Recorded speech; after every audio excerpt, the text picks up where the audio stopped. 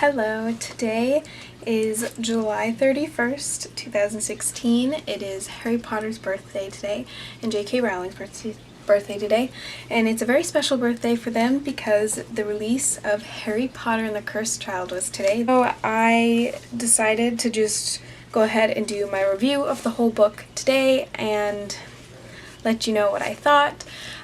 So if you have not read the book, please don't watch this video. I don't want anything to be spoiled for you. I know it's been very important to J.K. Rowling and to the entire fandom that all the secrets be kept about this story, so if you have not read it, do not watch this yet. Anyway, let's get started. First thing I want to talk about is our main character, Albus Severus Potter. I loved him so much. I thought Albus was a very interesting character. There's a lot that we can learn from him and learn about him and really delve into his complex character. He was very interesting to read about, and I loved that J.K. Rowling chose him to focus on. But basically, Albus he's the main character. I loved him a lot. He was very intriguing. I loved reading about him. I loved his wit and his, seeing his struggle with trying to figure out who he is, because that's relatable to everyone, no matter how old you are. And this leads me into my other favorite part. One of my other favorite parts of his character is his relationship with Scorpius Malfoy. In himself, I loved Scorpius. He was a funny character. He's very much unlike his father, Draco, in that he's much more kind and he's funny and he's very smart, a lot like Hermione in that way, smart and a little bit competitive, which I thought was very interesting. And I loved the way that him and Albus got along. I thought it was a very intriguing relationship, and I loved watching the relationship grow over the first 4 years of their Hogwarts education. I think they make really good friends, and I loved seeing what they had to go through and how, even if we don't get to see every detail of their relationship grow as much as we did with Harry, Ron, and Hermione, they really do have that same sort of bond where they would do anything for each other, and I loved watching that. And the fact that they were both in Slytherin, I think was, I think they're one of the main things that they bonded over, and I really liked that. Even though Albus didn't exactly want to be in Slytherin, I think he is smart, and I think his place is in Slytherin. I think that's not a bad thing. I love the Slytherin house, and yeah, it's produced some, bad people over the years, but it's also produced some really good people, so I like that. Another relationship was Albus's relationship with Harry, which was also, I think, another really realistic one that can be related to the real world, because they struggled with just trying to find who they were to each other, and obviously it's a father-son relationship, and the way that he acted with James didn't really work with Albus. He had to find a new way to work with him, and I loved seeing the relationship develop over the course of the play, just because they learned about each other, they grew from it, and it was a really touching tale, father-son relationship. I thought it was really amazing, and especially as someone who loves the Harry Potter books so much and has read them and watched the movies, it was very interesting to see Harry struggle in something that's a lot more, Muggle-ish, in trying to just find his place as a father and figure out how to do it. And I loved seeing him in a new element like that. And that sort of leads in what I was saying, is seeing how Harry is growing up, and that how he's at work, and how he's with Ron and Hermione still, how he is with Ginny, as a husband to Ginny, and how he's as a father to all three of the kids. It was just interesting to see him all grown up, because, I mean, we're used to seeing him as a kid and then as this hero, and it was just, I think that's one of my favorite parts, is seeing him all grown up, because, I don't know, it's just something new, and see a character that we've loved for so long in a new way, and see him in the future. It's just, I don't even know how to explain how cool it feels, because this entire book to me was just, it had that feeling to come back into this world later in their timeline and just see how it's moved on. I can't even put it into words exactly how amazing that feeling is, to see Harry grown up and to see Ginny grown up, and Ron and Hermione, and how their families have grown and how they've grown, and just how the world has changed. It's just been, it was amazing. I think Ginny is an amazing, she's always been an amazing character, but she's grown up to be a really amazing woman and an amazing mother, and she's kind, but she's still super fierce, and I loved that. Like I said before, I also love seeing Ron and Hermione, who, my absolute favorite part, like favorite ship of the first, 7 books. I cannot even explain how much I love them in the first, 7 books, and then to see them grown up, and they really have not changed. They still bicker like they did, and they still are just complete dorks, and I love them. And I think they're both really amazing parents. I think their daughter Rose is a lot like Hermione, which is great. It's so funny. I loved her. She's very feisty. And I especially like towards the end, Scorpius asks Rose out, and I think that'll be hilarious. Now, as for the plot line, it was very, exciting and new, and it was something that hasn't quite been done in the first 7 books. It was different, and I really liked it, a lot. I think the biggest twist was that Voldemort's daughter was there, and she was, the villain, because I did not see that coming. And I thought, okay, Voldemort has a daughter, that's almost plausible, but I thought maybe he had her when he was, Tom Riddle, and I'm like, okay, maybe I didn't really think it through, but then later it says that she's the daughter of Voldemort and Bellatrix Lestrange, and I just cannot imagine that.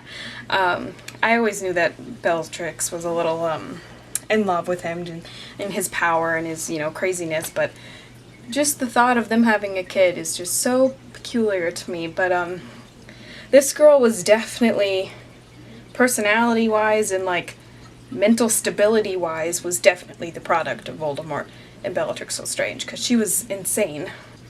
That was definitely a plot twist that I really enjoyed. It was a lot of fun. And I loved seeing how she sort of manipulated the rest of the characters, which is something a lot like Voldemort would do. As for the original plan that she had was to save Cedric Diggory, I did not expect that to be where the story would go at all, because I loved Cedric, and I obviously am very sad that he died, but I didn't see them focusing on something like that. But I'm glad that they did, because I think it brought to light a lot of the stuff that Harry still has to deal with, even though it's been, 19 years since the Battle of Hogwarts, and then 20-something years then since Cedric died.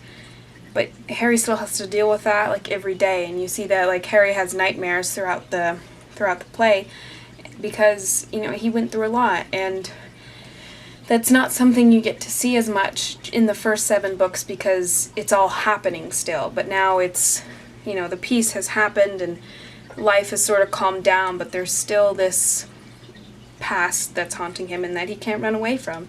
He's always going to be Harry Potter, the boy who lived, the boy who killed Voldemort. So and it still haunts him, and I think it was a very interesting way to bring that to light by focusing on Cedric. But with those 2 alternative worlds that came from the Time Turner, the first one was Albus was actually a Gryffindor, which I think it didn't upset him as much, but I think just because he doesn't understand it.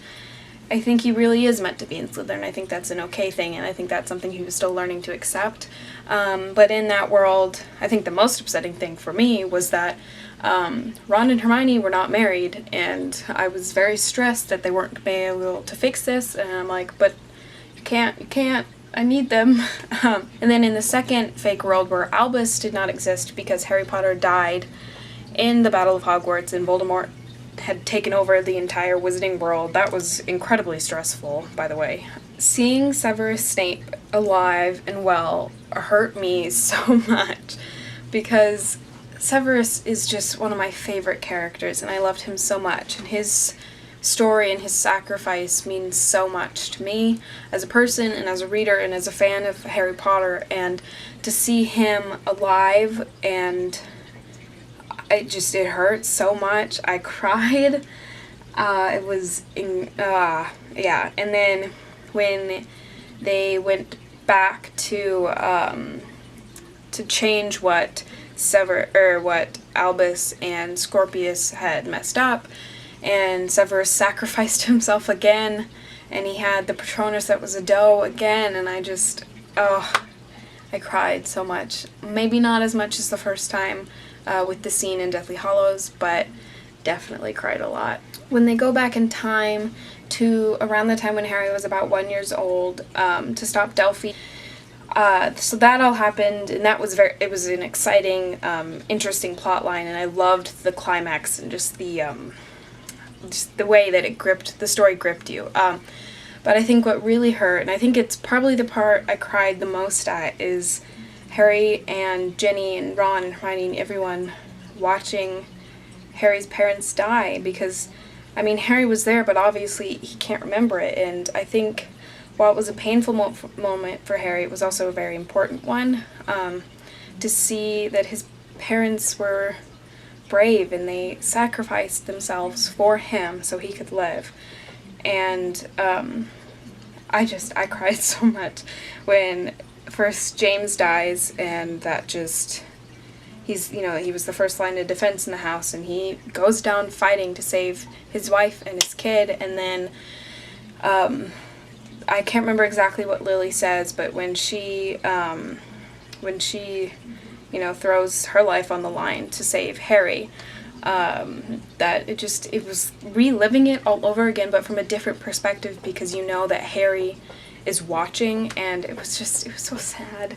That moment really, I think, hurt the most. That's all I have specifically on my list of things I wanted to discuss. There's so many things I could mention. There's so many funny moments, like when Albus is disguised as Ron with the Polyjuice Potion when they're trying to get the Time Turner, and he just keeps distracting Hermione by kissing her. That was hilarious. There's so many more sad moments, happy moments, so many just throwbacks to the first 7 books and to learning new things about these new characters and watching them grow up, and small part, but it stood out to me because I feel like it really encaptures the soul and the just the feeling of Harry Potter and the Wizarding World and every character in this story, in that Albus says friends, Scorpius says always. I loved that part because Severus Snape said his thing that he said was always. He will always love Lily, and for them to be solidifying that friendship for always is, I think, the most important part of Harry Potter and the stories that happen in this world, because I think that's the core, is friendship. In dark times and in light times, friendship is what will always be there. And yeah, so that was a lot of my thoughts on Harry Potter and the Cursed Child, a new original play by J.K. Rowling, John Tiffany, and Jack Thorne. They wrote an amazing, amazing story, and I'm so happy that it exists, that I'm here holding the 8th Harry Potter story. I can't even explain how happy that it makes me. So I'm going to give it a 1,000,000 out of 10 golden snitches, because it's just that fabulous, and I loved it so much, and I'm probably just going to reread it again tomorrow, to be honest, because I don't have anything going on, so why not just read Harry Potter again? So thank you for watching this video, which I assume when I edit will actually be an incredibly long video, so if you stuck around for the whole thing, thank you. Tell me what you thought of the book in the comments, and like, share, subscribe, and all that other fun stuff. Follow me on Instagram at spiritmc_meetsworld, or on my Bookstagram account for @theworld.in.words, and I'll talk to you guys next time. Bye!